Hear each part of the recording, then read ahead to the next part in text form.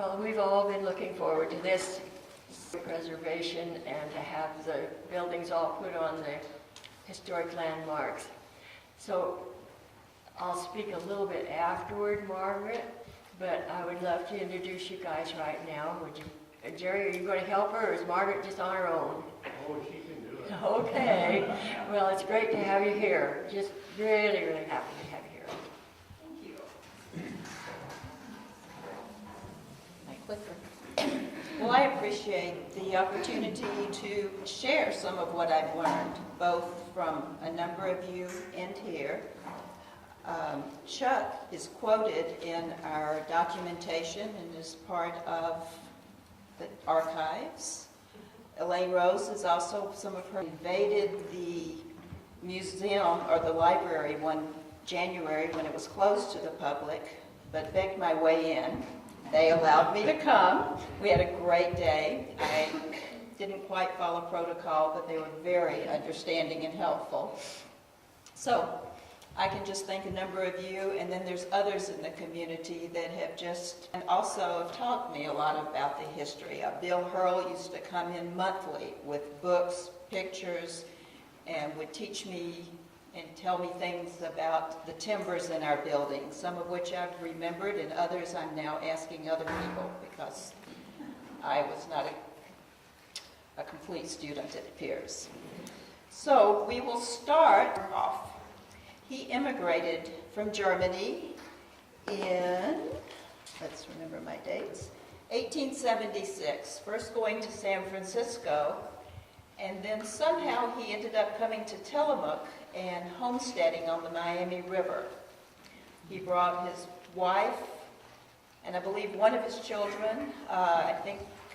He eventually became a grain broker, was in the Carlton area. He built the first mill in Carlton, the one that preceded the Madsen mill. It had had a fire and was rebuilt as to what we see today. And then he was in McMinnville, I know, at least in 1887. He was elected to the city council in McMinnville. The John Sachs mill had had a fire and was under repair. There was articles in the Lafayette paper. They weren't happy about McMinnville having become the county seat. And so there was various comments about how we didn't even have a flour mill. Some land from Mr. H.A. Tucker, and the Tuckers had bought their land from the Newbies. And he purchased a lot for $500 in 1888, and this is what McMinnville looked like in 1889. I'm sure some of you have seen this picture before. I first saw it at the Historical Society a number of years ago when I taught Jerry a copy of the magazine and took the liberties of getting a copy. But it was the West Shore, and I have credited them. And you can see our new courthouse in 1889, the Cook School, one at Linfield. The bank is no longer there at the top. And this was the flouring mill. It had various and sundry names on the maps in those days. But that is the structure, and if you come down and explore at the store, you will see the structure is still there. There's parts that have been cut away. But it is the central part of the store. The walls are seen up above because in those days, if they were had a wood steam engine, and part of the deed that in this transfer is that no hogs would ever be allowed in or about the premise. Now, baby animal days last week, we had some little pigs, but I'm assuming that that's probably okay. It was also to be protected by the best spark catchers. Now, my question is, I haven't had time to research, what was a spark catcher? Arrested. An arrestor? Spark arrested. Is it? Stop the sparks from going out of the smokestack. But what did it look like? A screen. Just a screen. Very good. I didn't have time to Google it. This is better. Okay. Well, this one had the best spark catchers. Look at our steam engine. We got one out there. Do you? Okay. So he began its construction in 1888. Flour, generally if you were a grain broker at this time or milling flour, you were in a profitable business. He built his mill using the new roller technology. Most of the mills until this time had been built as a grist mill with stone. This one did not have to be built near the stream, and they used steel rollers, and they were able to get a very consistent product. It was very fine flour that had been stone ground before. I think we're coming full circle, but we're not making wheat flour at the mill anymore, so it's okay. They were both a merchant mill and a custom mill. A custom mill, the whole process, they took the wheat from local farmers and they processed it to Portland, and it was shipped out of ports, both in Portland and Puget Sound throughout, I think, to overseas in various ports.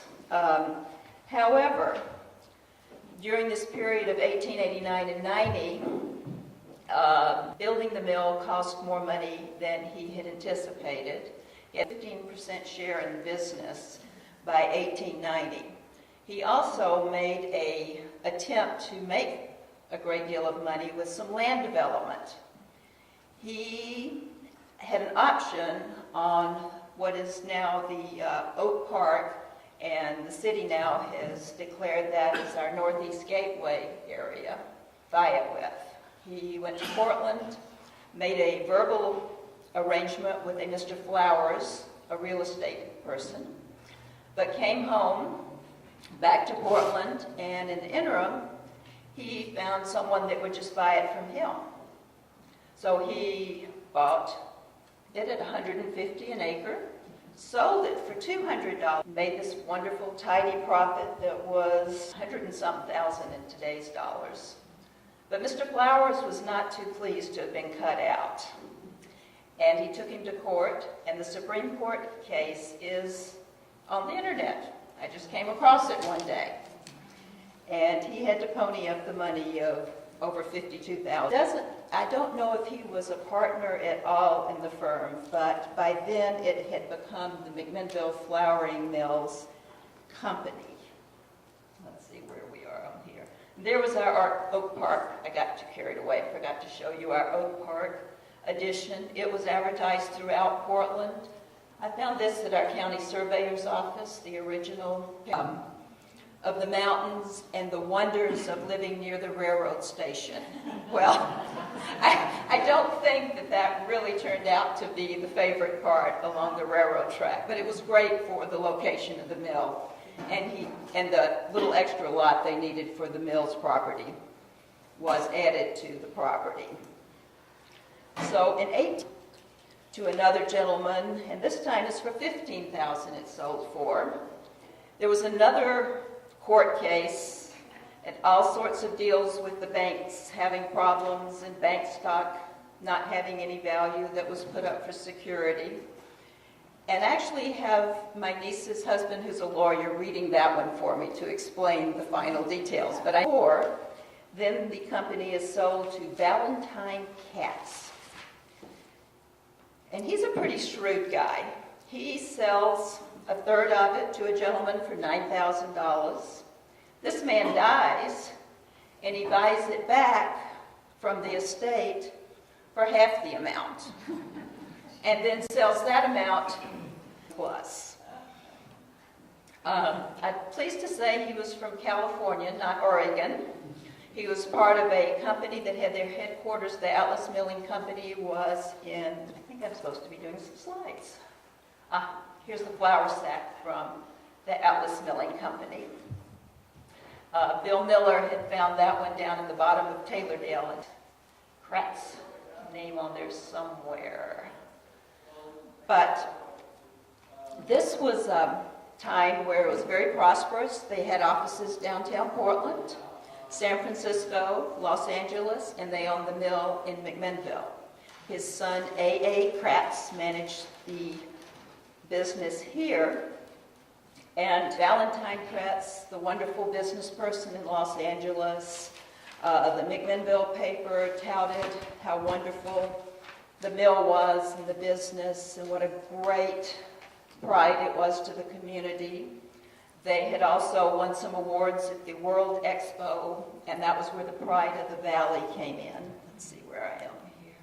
That's our Yamhill County paper, talking about that it is took the first place in one contest. And then, all of a sudden, there's a little notice in the paper that Mr. KRATZ visited Portland that day, Mr. A.A. KRATZ, who was in McMinnville.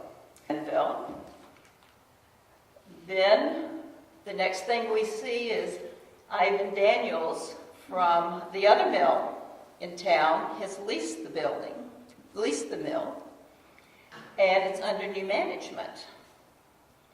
Next, we get the LA paper with the divorce mill of Mr. Valentine. This quote.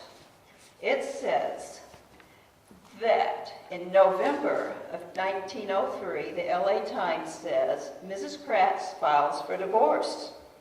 She claimed that her husband drove her from his bed, compelling her to spend the night outside in scanty attire. Mr. KRATZ accuses her of being a dipsomaniac. Do any of you know that term? Well, according to Google, it is a person with an insatiable craving for liquor. They make peace.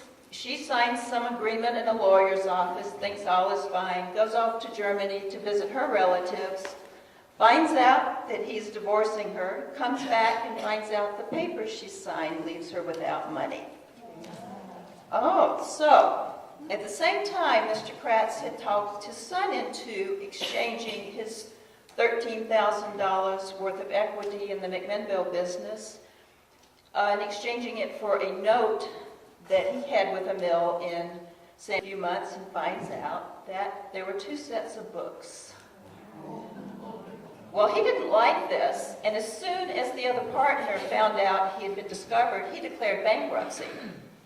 But the young Mr. KRATZ, that didn't bother him. He went out and collected all the outstanding debt and kept some and paid some off. But if things are in bankruptcy, I think I'm going on and on about the KRATZ family instead of the mill, but we'll get the other part done quickly. All of a sudden, it's disappeared or drowned. The KRATZ case, worst mystery of all. And there are other quotes from his girlfriend at the time. Guilford.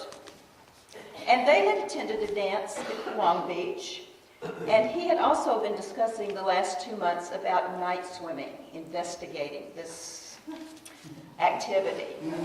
She had been keeping company, quote, with KRATZ for 2 years and esteemed him very highly, but was surprised to learn after he disappeared that he was a widower because he didn't know how to swim.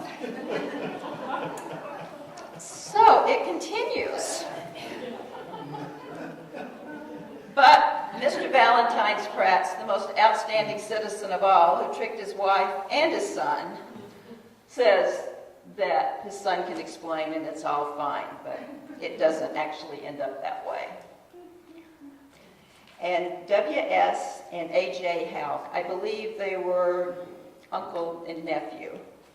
They buy the Atlas Milling Company. They were warehouse people and were buying and selling grain and were doing very well.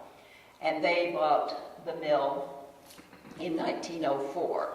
We have a great picture over there of the Houck and Jennifer. They were very gracious in just dropping everything and getting things done too.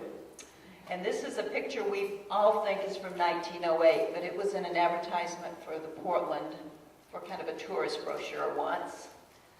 We have another picture of Mr. Houck in his office. And we all, because the equipment has changed, But the window and all the structures are still there. So the windows that were in the building in 1889 are still there. They've been repositioned and moved around a number of times. They're still double hung, and we'll see in some pictures that they've just been covered up. So again, this is the Hout Mill in 1908. There's the Cook School. We've got an ad in the high school yearbook. You can see that they were dealing in hay, potatoes, wool, cascara, clover seed, land plaster, mill feed, and so forth. So they had branched out more than just a flour mill, and were doing other products in the area. And hops was a big thing for a while too, until Prohibition, and that kind of killed that business. Here's another one showing shorts and brands. So some of the byproducts of the milling industry was starting to go into animal feed. The way people fed their animals was beginning to change. Again, they're still using the, they're still using the Pride of the Valley flour. I believe it was 18. Mr. C.B. Buchanan, who owned a mill in Hillsboro that he sold eventually to the Imperial Feeding Grain. That building burned down also, but there's another one in its place. There's an Alex Cellers that's working for him, and he comes to McMinnville and is our branch manager. Character from what I've heard about him. I don't know how many, did any of you in here know him? Did you, Chuck? Oh, more stories we're going to hear. I've heard a few. I've actually interviewed 2 women who are in their 90s now that worked for Buchanan Cellers. And one of them did have to remain in her job at that time because she was a Linfield student. You had to, if you were in agriculture, you remained there. So the business continues, and we see it in 1936. They still have the office. They have put a warehouse on the east side. Need to quit pointing and use this. So they built this. The Newburgh Graphics in 1939 said that Buchanan Cellers was a modern feed plant using Yamhill County products, employing Yamhill County labor, and was a complete mill. The equipment was of the latest type, thus permitting Buchanan Cellers to compete in every particular area with, and one of its features was a pellet machine, and I think that pellet machine is that old pellet machine still the one from the 30s, do you think, Jerry? I'm sure it is. It was the only one at that time. I don't know why Meekers didn't have a pellet machine. We'll have to find out afterwards. But it was the only... Alex Cellers had one. Okay. Didn't need one. All of the vitamins being retained. Mr. Buchanan retires in 1941. Oh, I'm going to start again. This again is in the 30s. And Joe Dancer, at one time of his life, delivered feed for Buchanan Cellers. And this is one of his pictures he let me copy. And that was one of their cereal salesperson for the Albers Milling Company. He owned 3 feed and farm supply stores. One of them was down on Cowles. And Mr. Buchanan sends him a letter saying that he is older and tired, and would Mr. Davis like to buy his shares in the company. And this is a picture from Life magazine. This was back in the county when Oregon was 4th in the nation in turkey production. He works and develops a turkey feed for high production. They requires them to need more space for their mill can produce more of this feed they're selling. You can see here they are digging the basement. No problem. You just dig a basement and pour a foundation for the whole building. They put in 6 crib bins. These go from the basement to the 4th floor. You can see the steam shovel under the ground, and it looks like they've got the entire 1st floor gutted. More of the excavation, just because I think the pictures are really neat. And then you can see how they're adding this west side of the building on, and how they have just moved windows over, but yet the original building is still there. They have a penthouse. There's a fire, which happens a lot when you're operating a feed mill. And they rebuild the penthouse, adding more equipment. And there we see the Oregon Feed and Seed Association. There's Mr. Davis. He was very active in the state, as well as they were all part of starting Turkey Rama. Formal affair, and you walk through an arch and were introduced, according to Gretchen Davis. So these are some of the advertisements they have for It Pays to Feed Beaver Feed. I think I have one of their signs up here. This is for their chick starter. That they have more storage, because everything was in sack storage at that time. And they decide to increase the height of the warehouse and be able to stack feed on the second floor all the way to the rafters. And if you can see those beams, back in 1949. Yes. Okay. Grand Island. Yes. Well, his dad was Charles Sargent, and he was the contractor, and this is the billing for that construction time. Harold Davis was very gracious and was always bringing me treasures in history. Each of those beams, which are 20 inches by 30, it was the picture of they came from a 12-foot log that was salvaged from the Tillamook burn.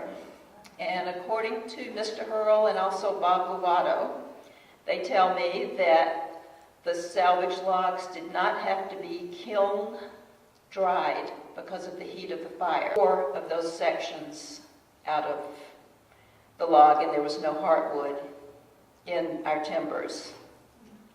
So, and you can see how they're put together with manufactured steel plates. There's an accounting of those costs also. And then the building looks like this. It's covered in, find some in crannies where they built things over the outside of them. And then this was all put in with recycled metal. That metal is still there. You can come and see the holes in it because it was after the war. So they just used recycled metal. Oh, and these are some pictures of some workers, and I'm hoping some of you will go back to them.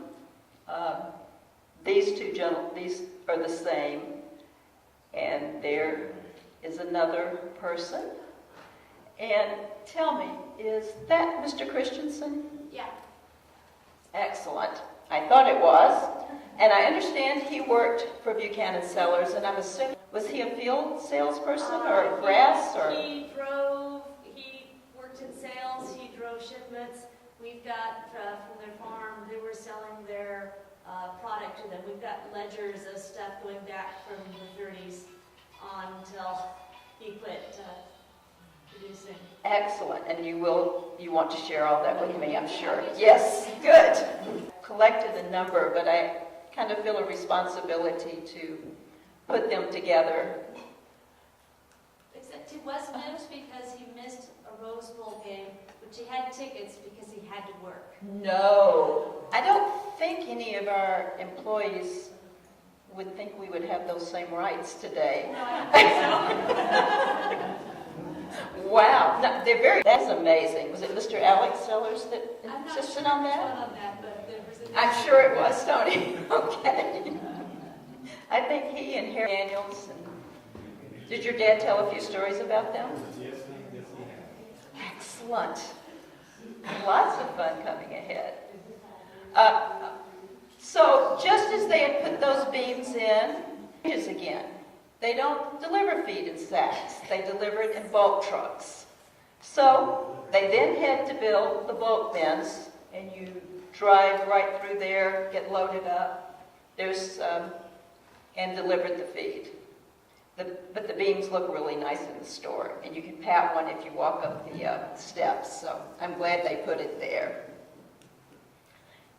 And what his interest was grass seed, and he was very involved in their plant in Madras, in the Eastern Oregon mills. And this kind of takes the Buchanan Cellers business with their grass seed and seed cleaning becomes one of the profit centers as things ebb and flow. There was a fire. McDaniel's, who was located just north of the Buchanan Cellers building, it burned down, and they needed a building and a means of cleaning seed because that was their main business. We were in a store, Valley Feed and Supply, next to Archway Cookie, that Farmers Co-op Creamery owned. It was a Purina dealership, was where KRATZ was. It's located today. But the Buchanan Cell is finalized with McDaniel's taking over the seed cleaning, and we take possession of the Buchanan Cellers mill building and the retail.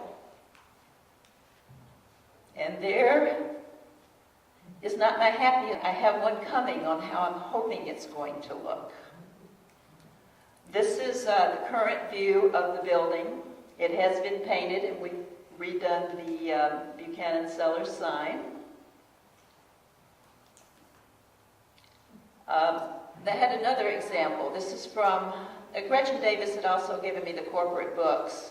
And as you look through the letters on white 9, moves on to a 3-digit, then it's telephone is the proper terminology.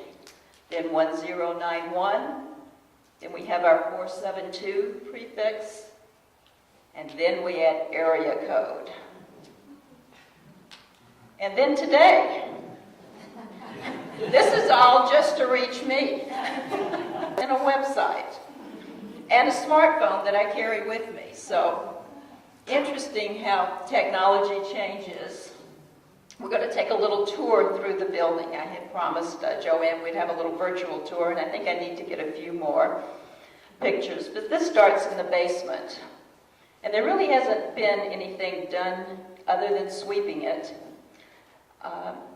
Documents down here from the 50s. I guess I didn't get those in, but this is the storage room, and there's still invoices from the Eastern Oregon mill from Madras down there from the 50s.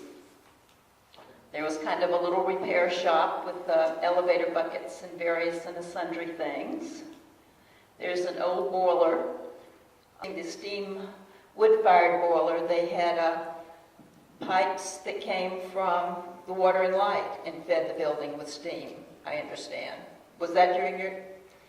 No time prior to that. But we found those.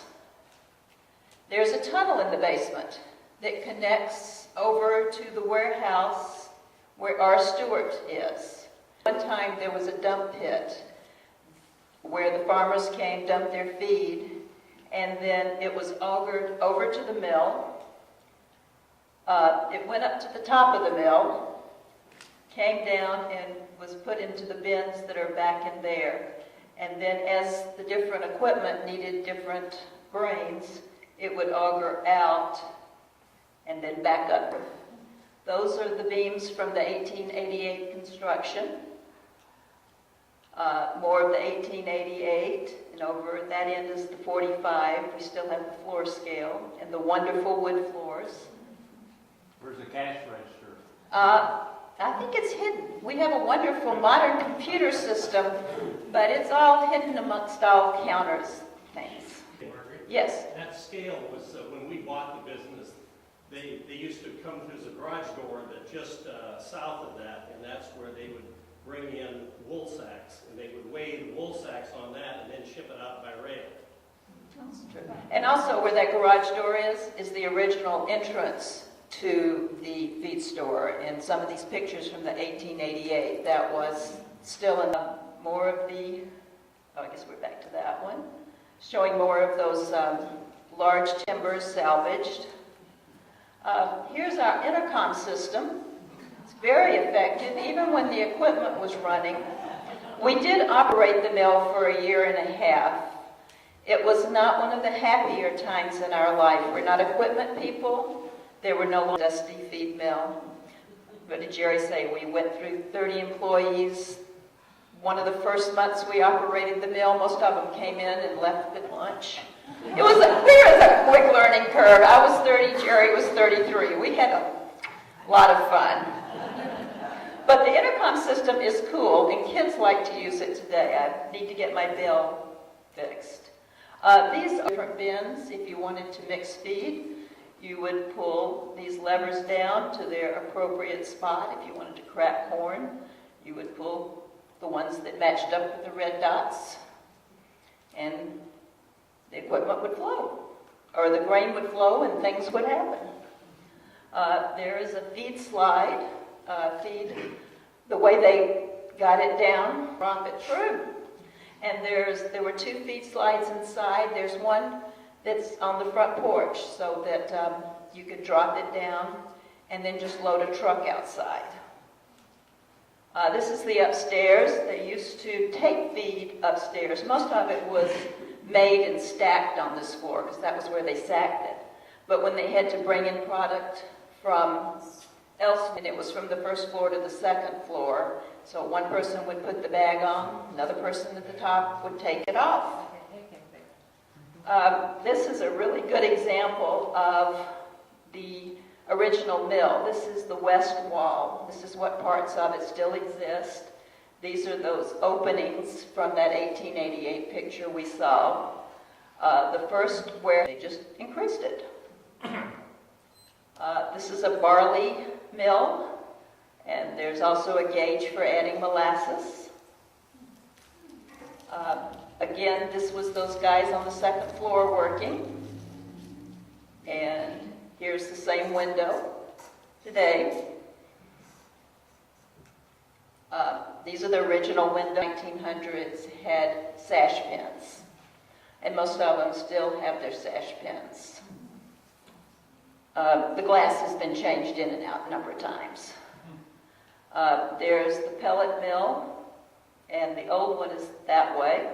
This is a cleaner sorter. There's screens that pellets or grains go through in sizes.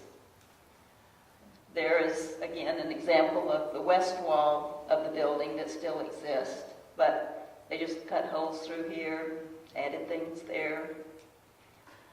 That's a corn grater that's on the 4th floor. It's really a cool piece of equipment. It's wood. It's wonderful little pulleys. Now that it's not operating, I think it's wonderful. These are the pipes that basement to the 4th floor. And this is walking out of that little room, and again, the original north walls of the building. There's the view on the 4th floor. Stairs going to the 5th floor. They are not particularly compliant with building codes today. But Mr. Nischwanger tells me that he used to run these stairs. In fact, he was there a few years ago after the age of 90, and he still beat me to the top of the building. And touched his toes when he got to the top to show me his steel was flexible. We're on the 5th floor. That would be the ladder to the trapdoor that goes to the outside. I had a young man here recently, or he was a young man back on the crew. Someone had pulled the wrong lever. They had feed all over the roof. They tied a rope on him, gave him a sack and a broom, put him up on the top of that, and he was supposed to put the feed in a sack. He did say he thinks he just brushed it all off and it flew all over McMinnville and he came right back in. And he did not make that his career path. But these are the gears. I just think they're really cool. And people that like electricity and motors always seem to enjoy the motors that are on various of these equipments, but I don't really want the electrical bill from those motors.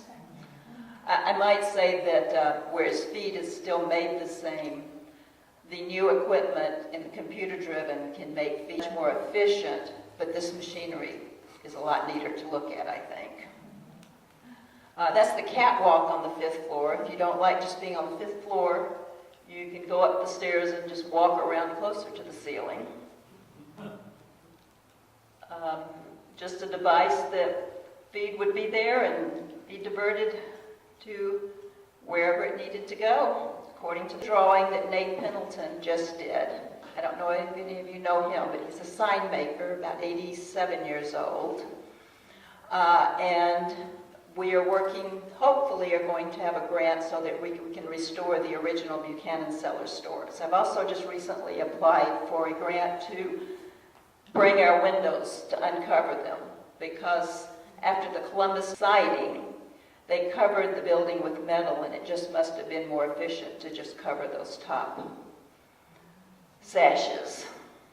But I am hoping that this will be something I see in my lifetime. Let's see, there were 600 dairies in the area when we came. There's now 200. There were 80 dairies in Yamhill. Now it's 300. We used to sell complete grains. Now it's specialty ingredients to add to grains. And most all of that business is done out of our distribution center out in Whiteson.